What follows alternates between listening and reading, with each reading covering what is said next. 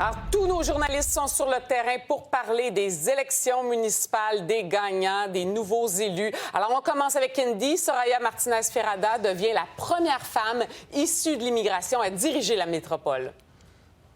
C'est ça, sa victoire a été confirmée hier peu avant 22 heures, effectivement. Tout de suite, on va se transporter en image, si tu le veux bien, Véronique, justement au quartier général d'Ensemble Montréal hier où l'heure était à la fête et où il y avait beaucoup de sourires sur les visages des gens qui étaient là. Mme Martinez-Ferrada a parlé, lorsqu'elle a pris la parole, là, a parlé du fait que les candidats et Ensemble Montréal en général a été à l'écoute dans le cadre de cette campagne électorale, dit que les Montréalais, au fait, ont choisi le courage et ont choisi l'ambition. Alors, 43 des voix. Maintenant, ce que l'on surveille, c'est est-ce qu'on va atteindre la majorité au Conseil de ville? Je surveillais le site web d'Élections Montréal au cours des toutes dernières minutes. Il n'y a pas encore de mise à jour. Là, on va reprendre le travail autour de 8 heures ce matin. Alors, ça devrait se préciser au courant de la journée. Mais les résultats donnent donc à Ensemble Montréal 34 des 65 sièges au Conseil de ville. Ça, c'est si on prend bien sûr en considération que c'est une avance donc pour les candidats alors qu'on est à 94 au niveau du dépouillement. Alors, l'usure du pouvoir a certainement nuit à Projet Montréal et la soif de changement a certainement aidé Ensemble Montréal. Luc Rabouin, et je veux vous en parler, hier était sonné. Sonné parce que, évidemment, on a un bilan à défendre. Alors, c'est clair que dans le cadre d'une campagne électorale, c'est un défi en soi, mais sonné au point où il a annoncé effectivement qu'il va démissionner comme chef de Projet Montréal. Officiellement, là, ça va se faire bientôt. On a parlé avec des Montréalais sur le terrain ce matin. Que pensez-vous du résultat de cette élection-là? Et justement, à quoi on doit s'attaquer? Votre priorité numéro 1 pour, disons, améliorer le sort de Montréal? On écoute. Travailler dans la ville pour l'amélioration de la ville de Montréal, oui. Puis, Vous êtes confiant, donc? Oui, oui. Avoir son visage, oui. Mais après, on sait pas, l'apparence est peut-être trompeuse.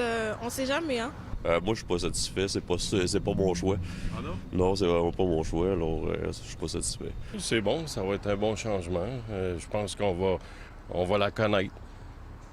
Oui, je trouve que ça va être... on avait besoin de changement. Si, mettons, il y avait une chose qu'il faut changer à Montréal, là, rapidement, c'est quoi? Qu'est-ce qui marche pas? Des autobus. On a besoin des autobus, des gens qui ont besoin d'aller travailler.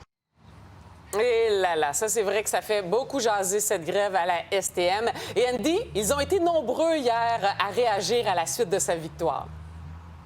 À commencer par le premier ministre François Legault, et vous allez voir sa réaction apparaître à l'écran, dit qu'il a hâte de travailler avec Soraya Martinez-Ferrada, qu'il y a plusieurs défis, parce que la métropole est un des principaux moteurs économiques, alors des défis en économie, en habitation ou encore en mobilité. Vous allez voir aussi la réaction de Valérie Plante. Je souhaite féliciter la nouvelle mairesse désignée pour son élection à la tête de la Ville de Montréal. En tant que mairesse sortante, mon équipe et moi allons offrir toute notre collaboration à la nouvelle équipe pour une transition qui est efficace et au bénéfice des Montréalaises et des Montréalais, d'y avoir bien sûr une pensée bien spéciale pour Luc Rabouin et sa famille politique qui ont de quoi être fiers compte tenu de la campagne là, qu'ils ont livrée et de la campagne qu'ils ont faite. Je tiens à dire que je suis en direct ce matin, puis je termine là-dessus. On est en direct du quartier Saint-Michel, tout près de la station de métro, parce que c'est le quartier d'appartenance de Soraya Martinez-Ferrada. Peu avant 8 heures, autour de 7h45, là, nous dit-on, il y aura prise d'image. Alors, en quelque sorte, un bain de foule.